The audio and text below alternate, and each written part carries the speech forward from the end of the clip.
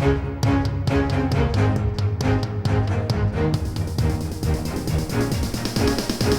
is the Washington Times front page for Monday, November 6th, 2023. Thanks for starting your week with us. I'm George Gerbo. Israel, the U.S., and the international community have a daunting task on the horizon, figuring out what happens once the Israeli operation in the Gaza Strip ends.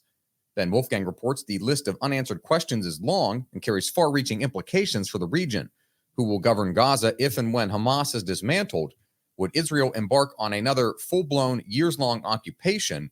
And which nations or international organizations will take on the massive responsibility of rebuilding Gaza? Lawmakers on Capitol Hill have rejected the idea of asking Israel and Ukraine to pay the billions of dollars in military assistance they seek and say the U.S. must provide funding and arms to support their democracies. Stephen Dinan, Kerry Pickett, and Ramsey Touchberry report top Democrats and Republicans say the payoff is worth adding to the debt, especially when risking a commitment of U.S. troops in the region is the alternative. President Biden's request includes $61 billion for Ukraine in its war with Russia and $14.3 billion for Israel to battle Hamas. The president and senior Republicans are looking to sell the spending politically by saying the U.S. defense industry needs the customers.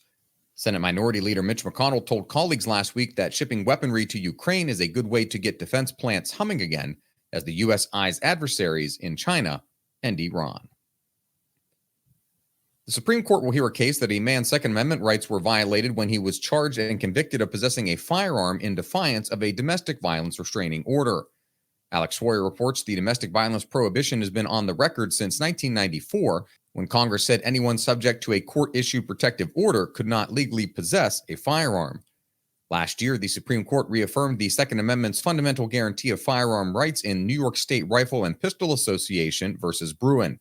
The court said gun restrictions must be consistent with the understanding of rights at the nation's founding when the Second Amendment was crafted.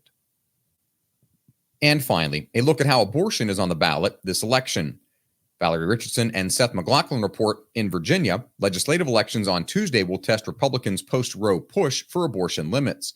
Governor Glenn Youngkin and Republicans running for seats in the Old Dominion's newly drawn legislative districts have rallied around a 15-week abortion ban. Democrats are working to make sure the Republicans' counterpunch is another miss on abortion. Their post-Roe messaging has paid off in nationwide elections, and they hope it will help them in Virginia defend their slim Senate majority and flip the Republican-led House of Delegates. And in Ohio, issue 1 would establish in the state's constitution an individual right to one's own reproductive medical treatment, including but not limited to abortion. The measure's significance extends beyond the Buckeye State.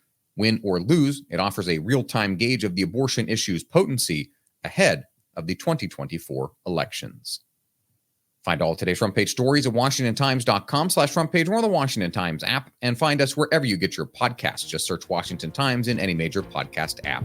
You can also find us on social media at Wash Times for breaking news, sports, commentary, and more. For the Washington Times, I'm George Gerbo.